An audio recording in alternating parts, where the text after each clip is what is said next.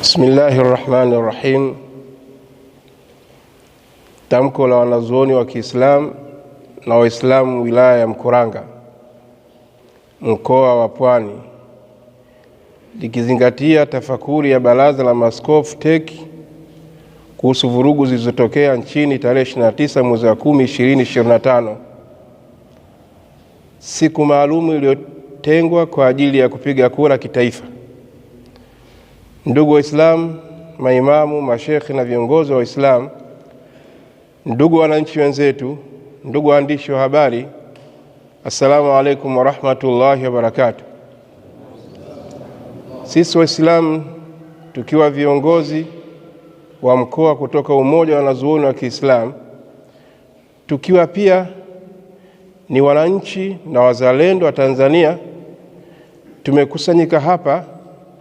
Kwanza, tunaunga mkono matamko ya viongozi wetu wote wa kitaifa kutoka Baraza Kuu la Islam Tanzania BAKWATA makao makuu, BASUTA makao makuu, Hayatul Ulama makao makuu, wakiungana kwa pamoja katika kauli na matamko ya kuwa haki itafutwe pakiwa na amani, isitafutwe haki kwa vurugu na uvunjifu wa amani. Pili, tunaelezea hisia zetu dhidi ya matamko kutoka kwa baadhi ya viongozi wa kidini TEC ambayo tunaona yalilenga kupotosha hali halisi ilivyokuwa. Hii leo Ijumaa tarehe 28 Novemba 2025, nasi wanazuoni wa Kiislamu wilaya ya Mkuranga, kama walivyosema viongozi wetu wa dini makao makuu, tunakiri kuwa nchi yetu Tanzania inapitia kipindi kigumu sana, tena kizito na cha maajabu makubwa ambayo hatukuwahi kuyaona wala kuyazoea ndani ya miaka ya uhuru wetu, uhai wa uhuru wetu uliojaa amani na mshikamano kwa raia wote kitaifa, bila ya kujali kabila zetu, dini zetu na rangi zetu, ukanda tutokao. Tukio la vurugu lililotokea, tunasisitiza neno vurugu zilizotokea tarehe 29 Oktoba, ambalo tulishuhudia baadhi ya vijana wachache wa Kitanzania wakiingia mitaani kupora mali za watu, kuchoma magari ya watu na ya serikali, kuchoma vituo vya polisi na ofisi za serikali, pamoja na kuchoma vituo vya mafuta na kuharibu miundombinu ya taifa letu na kuharibu majengo ya watu binafsi. Sisi wanazuoni wa Mkuranga, mkoa wa Pwani, tumeyaona yote hayo kuwa ni vitendo viovu vilivyofanywa na wahalifu, na hatuoni dalili zozote za kuyaita matendo hayo kama ni maandamano ya kudai haki. Ndugu wanahabari, mtu yoyote mwenye akili timamu hawezi kuyapa jina vitendo hivyo ati kulikuwa na maandamano ya kudai haki. Ndugu wa Tanzania, tumesikitishwa sana kuwasikia viongozi nao ni baadhi tu ya maaskofu wakiyaita au kuyapa jina maandamano kwa yale tuliyoshuhudia yakitendwa. Pamoja na kuwa tunafahamu wazi kuwa vijana hao walisukumwa na matamko ya viongozi wa chama cha Chadema wakisema watakinukisha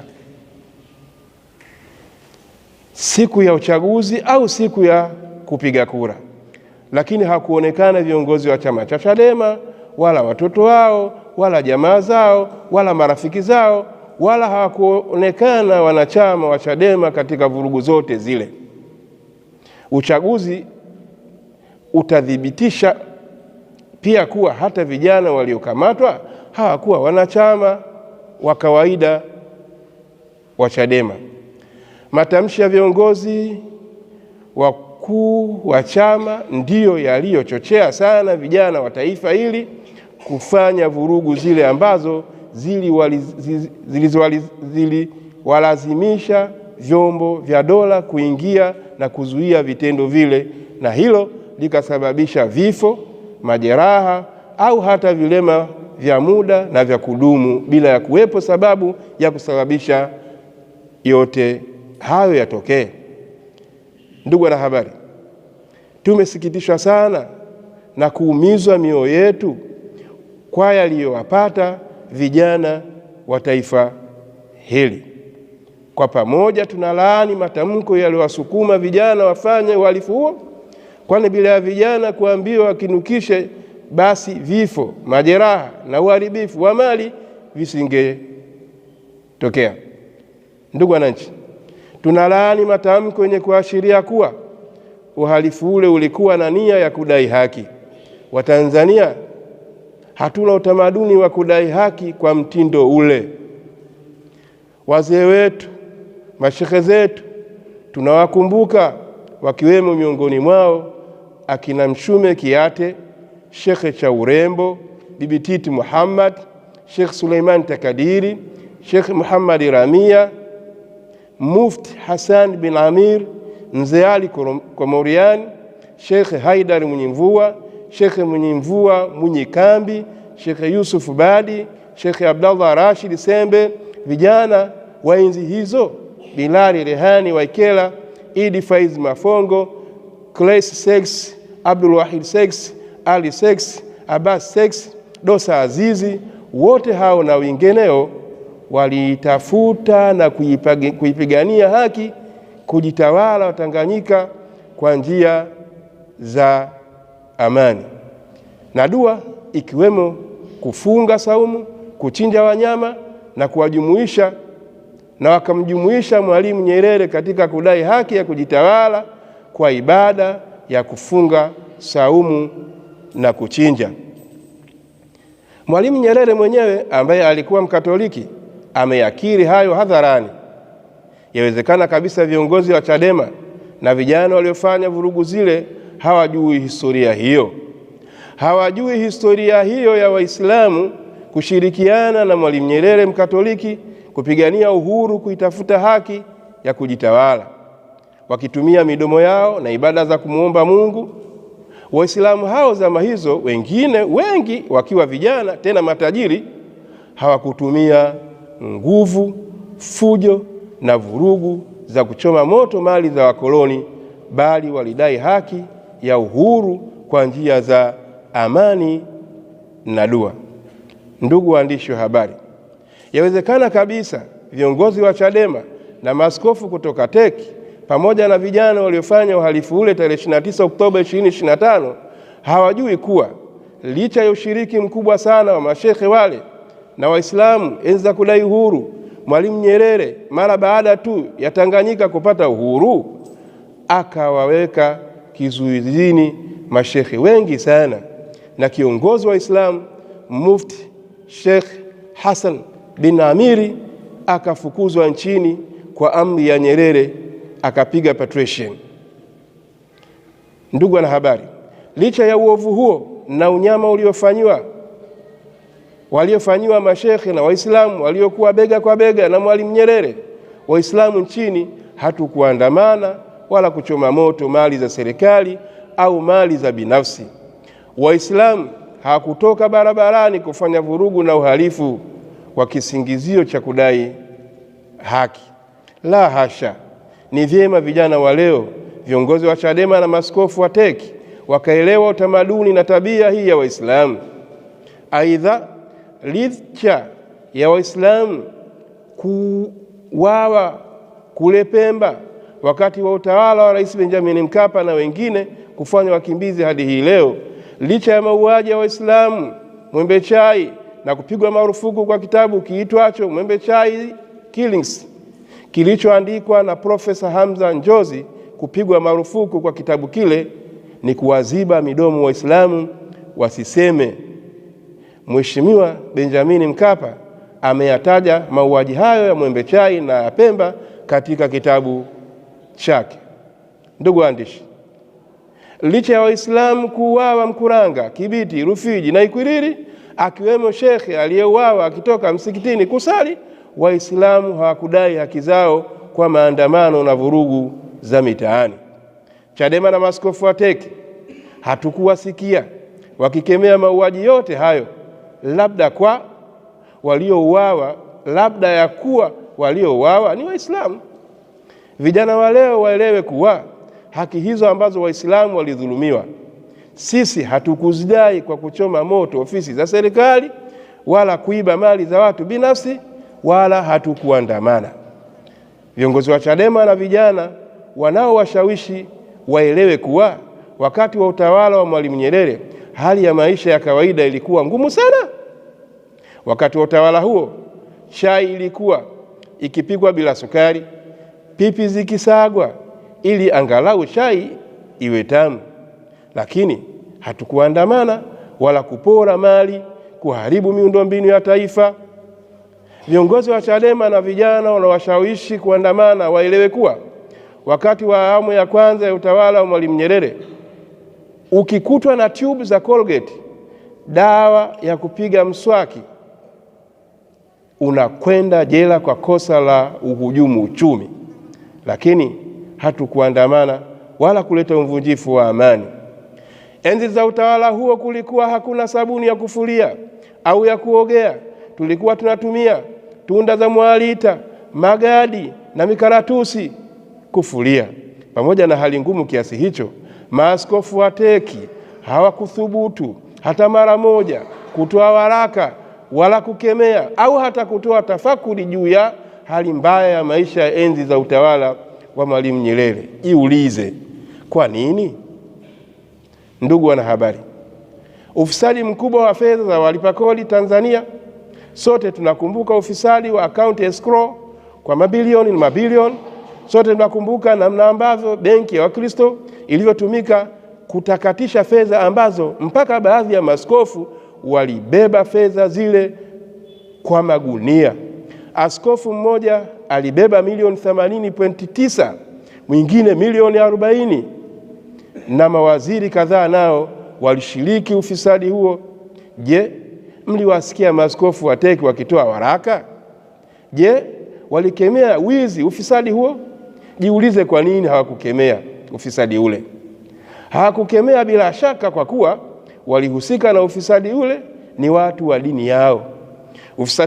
Ufisadi wote huo ukitendeka, viongozi wakuu wa Chadema walikuwa bungeni, hawakususia ubunge wao wala kususia uchaguzi. Kwa nini? Jiulize. Jibu ni kuwa huko bungeni walikuwa wanapata maslahi ya posho na mishahara minono. Hawakujali kuliwa kwa fedha za Watanzania, kwa sababu hawana maslahi ya bungeni, ndiyo maana wakakinukisha. Sisi Waislamu hatujasahau matokeo ya sheria kudhibiti ugaidi ilivyotuathiri. Licha ya Waislamu wengi wakiwa na wataalamu wao wa sheria walivyopinga sheria hiyo, ikiwa katika hatua ya mswada, sheria hiyo ikapitishwa na bunge letu bila kuzingatia vilio vya Waislamu. Matokeo ya sheria hiyo tumeyashuhudia.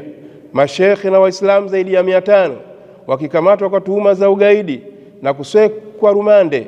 Wengine walikaa rumande miaka 5, wengine miaka 7, wengine miaka 10, na baadhi yao wamefariki huko huko rumande.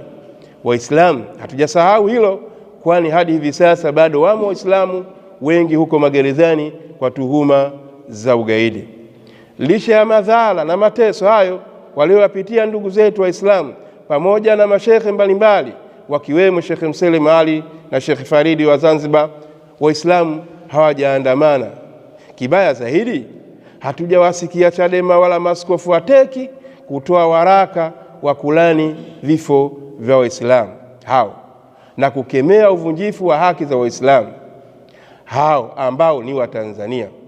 Sisi Waislamu hatujasahau zile hatua za Kanisa Katoliki walizochukua pale Msimbazi Center, Dar es Salaam, ambapo Padri Kitima alipowakutanisha viongozi wa Chadema Freeman Mbowe na Tundu Antipas Lissu.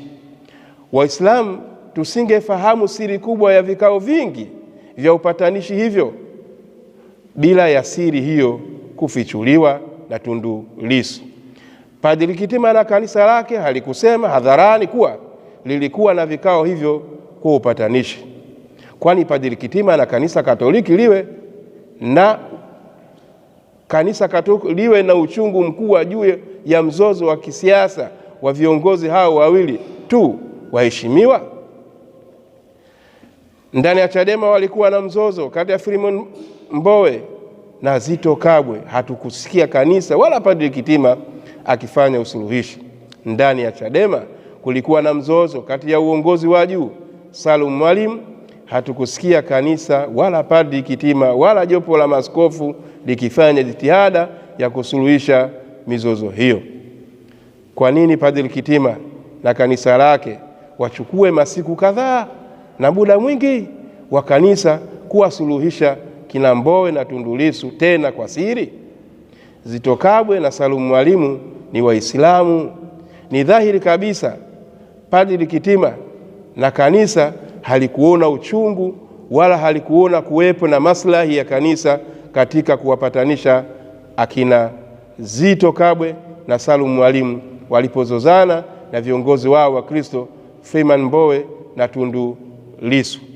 Mbali na mizozo hiyo, sisi Waislamu tunakumbuka mzozo wa kisiasa ndani ya chama cha CUF baina ya Maalim Seif Sharif Hamad na Profesa Ibrahim Lipumba.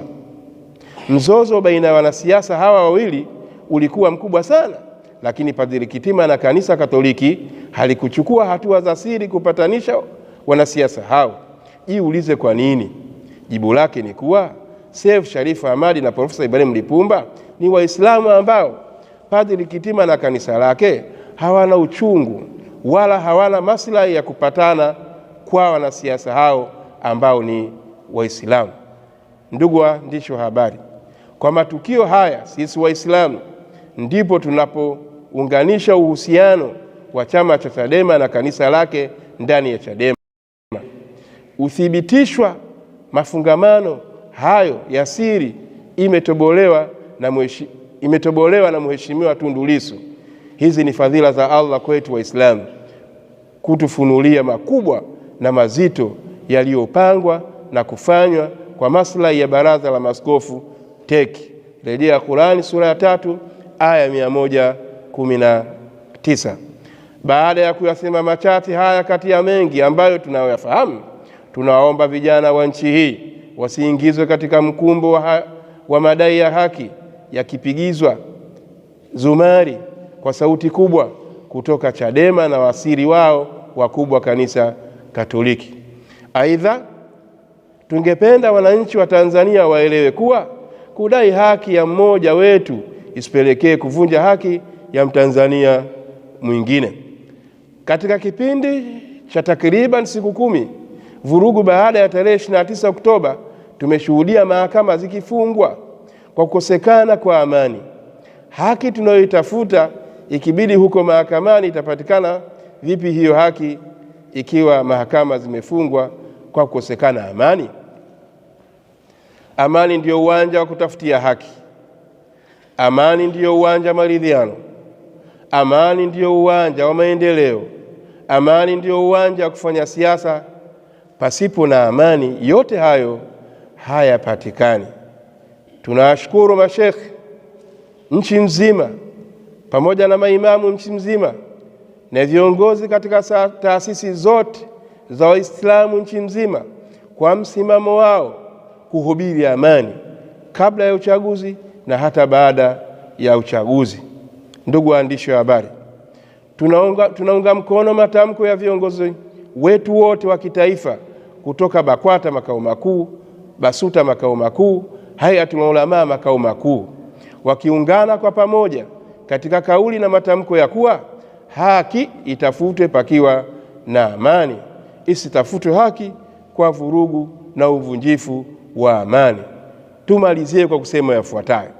Mosi, tunaunga mkono hotuba ya Mheshimiwa Rais Samia Suluhu Hassan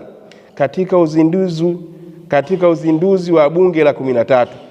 Pili, tunaupokea mkono wa maridhiano aliyounyoosha Mheshimiwa Rais Samia Suluhu Hassan na kuwaomba Watanzania wote na hasa vijana nao wapokee mkono huo wa juhudi za kuleta maridhiano kwa yale yaliyotokea tarehe 29 mwezi wa 10 2025 na siku chache mtawalia.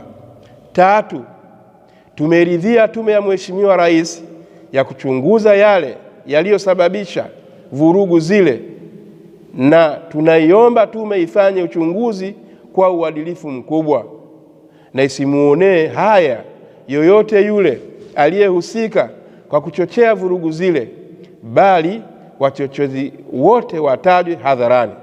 4, tunaipinga kwa nguvu zote kauli ya Chadema iliyotolewa na Mheshimiwa John Heche dhidi ya tume hii ya rais ikiongozwa na majaji wakuu wawili wastaafu. Tumeshangazwa na kusikitishwa na kauli ya John Heche ya kutokuwa na imani na majaji hao wawili wastaafu, wakati John Heche na Tundu Lissu siku chache tu walikimbilia huko huko kwa majaji kutafuta haki zao. Iweje leo majaji hao wasiaminike? 5, tunaomba vikao vya kitaifa vya maridhiano viwe shirikishi kwa makundi yote ya kidini, kijamii, na viwe vikao vya kutosha kukidhi azma ya kuleta maridhiano na visiwe vikao vya kulipua. Na ni vema tukaiga maridhiano yaliyofanyika Rwanda baada ya mauaji ya kimbari na tuchukue mafunzo huko ambayo yaliwaleta Wanyarwanda katika uwanja wa amani, kisha haki ikapatikana na maelewano yakatamalaki.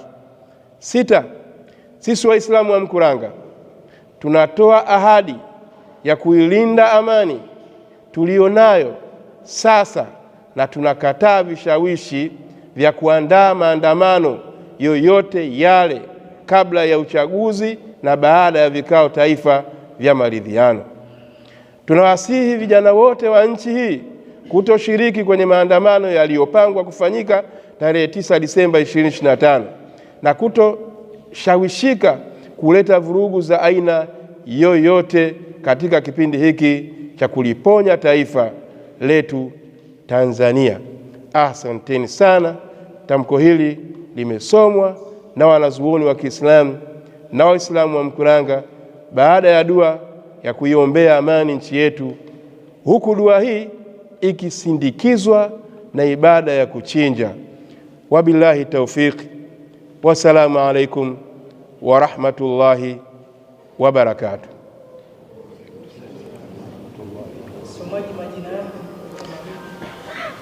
Kwa jina naitwa Shawal Ali Msati.